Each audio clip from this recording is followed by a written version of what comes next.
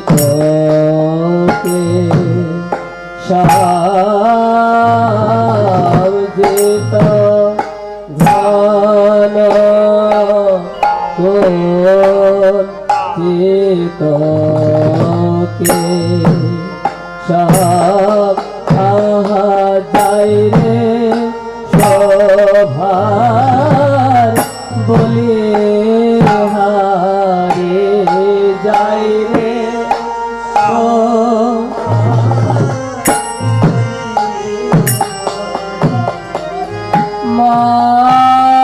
मालती मंडित जाय रे शोभार बलिहार मालती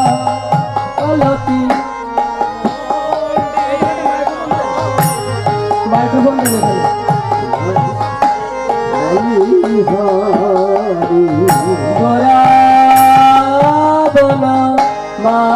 मालिके मालती मंडित আমার গোরা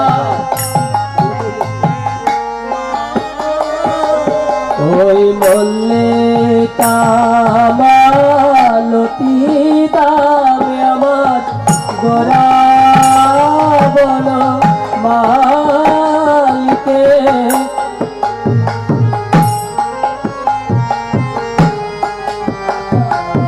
জিত ঘন কুঞ্চিত কে শামজিত ঘন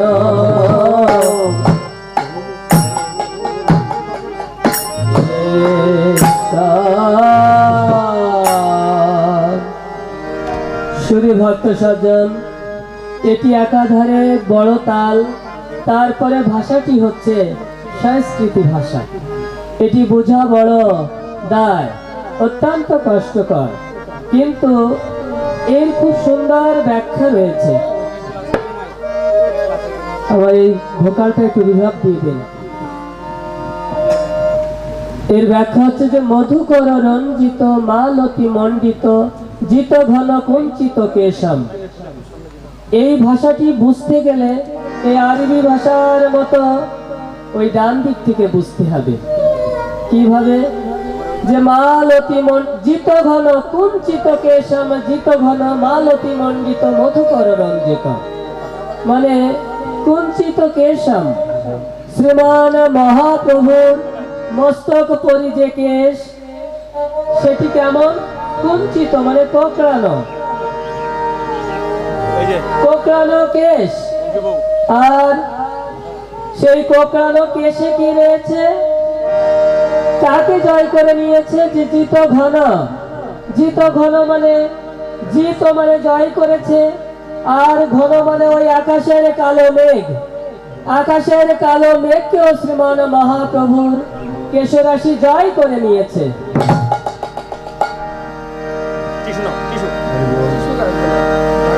হারমোনিয়ামটা একটু বাড়িয়ে দেন আমি মনিটরে শুনতে পাচ্ছি না ওকে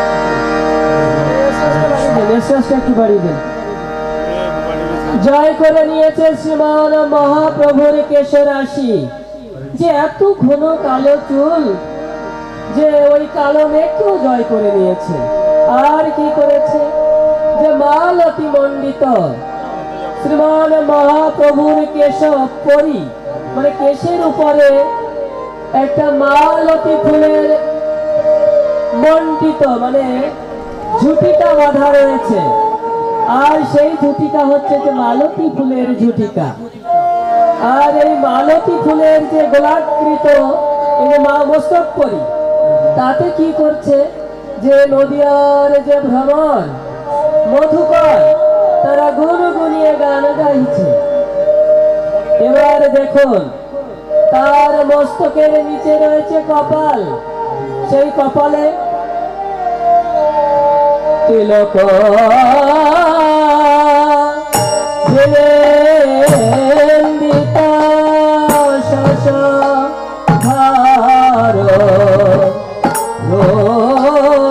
ভার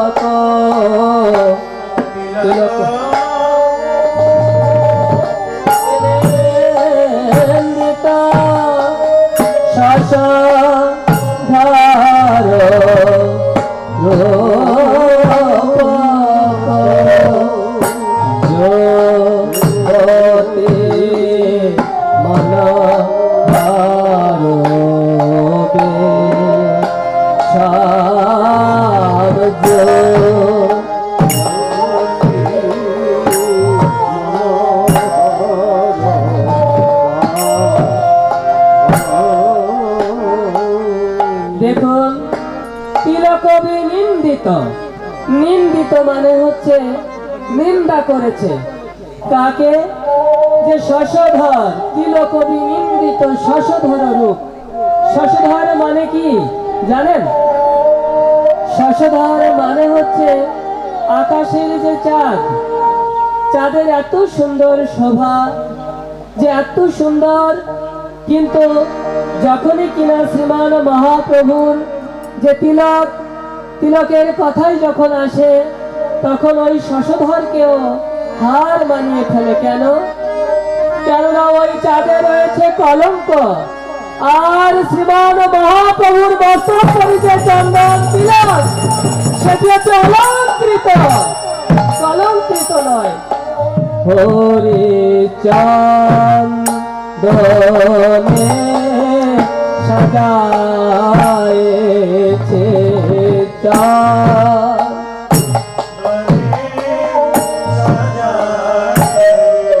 আমার গোরা আবন মালিকে চন্দনে সাজায় আমার গোরা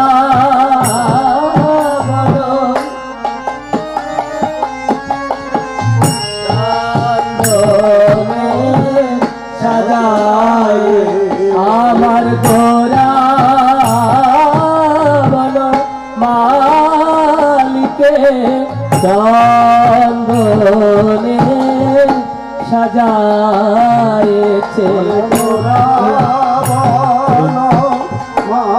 মালিকে চন্দনে সাজায়েছে যোগতে মনোহর দে শ্যাম জো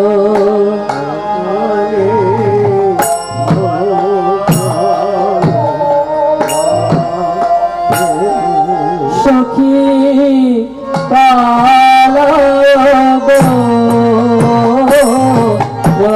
প্রমোদারাম সখী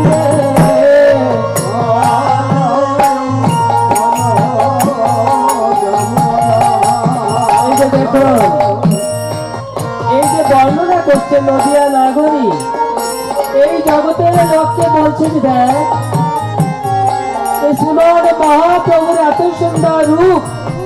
কলাই শব্দের অর্থ হচ্ছে দেখে নাও, একবার দেখে রে নয়ন, দেখে রে নয়ন, ভালো করেছে দেখে রে নয়ন, ভালো করেছে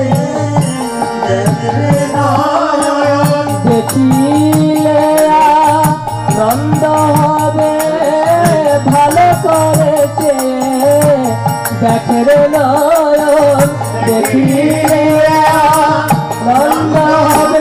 ওই নিরানন্দ দূরে যাবে, ভালো করেছে দেখে রে নয়ন, ভালো করেছে ওই নিরানন্দ দূরে যাবে। আর মধুর মধুরে স্মিত শোভিত তনভিত, মধুর মধুর স্মিত শোভিত নিন্দিত বন্তি কলে বড়, নিন্দিত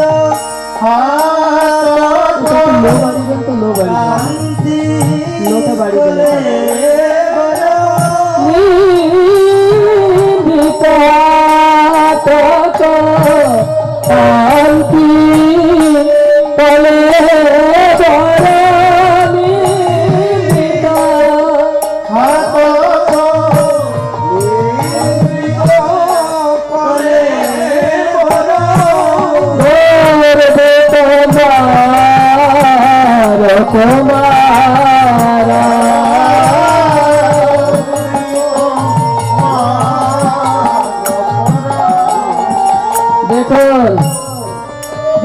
নিন্দিত হাতক, তার মানে হচ্ছে যে নিন্দা করছে শ্রীমান মহাপ্রভুর যে রূপ, সেই রূপ দেখে তার যে অবয়ব, তার যে অঙ্গ সংগঠন, সেটি দেখে নিন্দিত হাতক। এই যে হাতক শব্দের অর্থ হচ্ছে সোনা। কেন নিন্দা করছে সোনাকে? যে শ্রীমান মহাপ্রভু রূপ মাধুর্য হচ্ছে যে লাখ বান হেব যিনি। লাখ বান, এই বান শব্দের অর্থ আপনারা ভালো জানেন।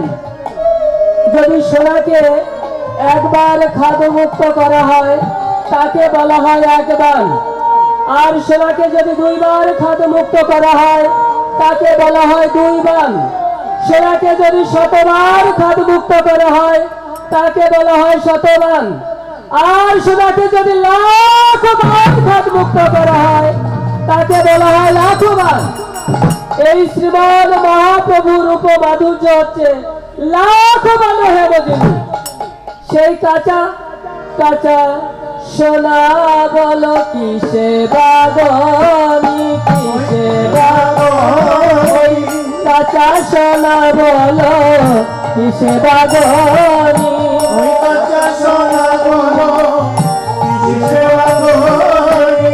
লাখ বালো হেমাজিনী, কাঁচা সোনা বলো কিসে বাগনি।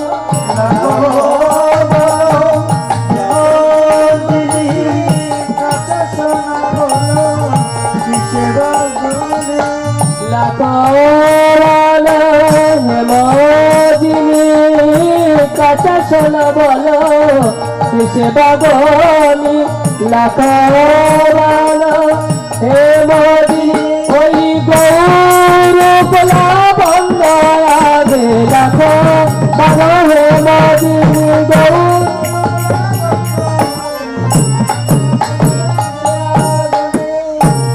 গৌর দিত মা রতমারা,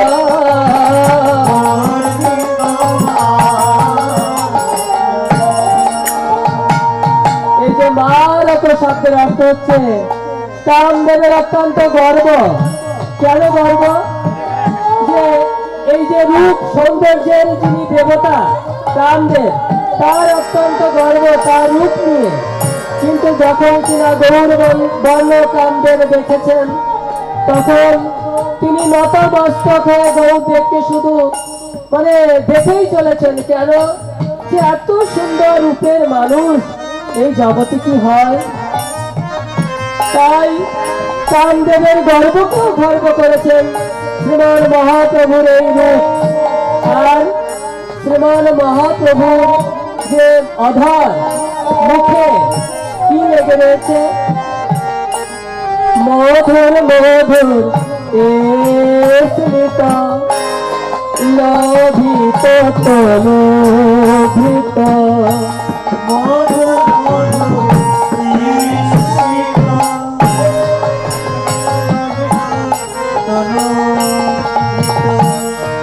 মধুর মধুর স্মৃত লোভিত তনুভৃত,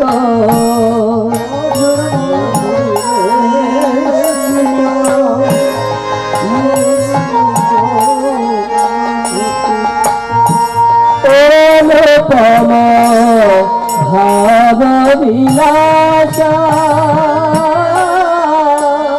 অনুপম ভাব বিলাসা, অনুপম ভাব বিলাসাম। অনুপম বলে যার উপমা দেওয়া চলে না। কেন? যখন শ্রীমান মহাপ্রভু কথা বলেন দেখে মনে হয় যেন পূর্বলীলায় রাধারানী কথা বলছেন। কিভাবে? ওই গদ গদ ভাষা বলে, গদ গদ ভাষা বলে, পূর্বের ভাবে বিভোর হয়ে গদ গদ ভাষা বলে,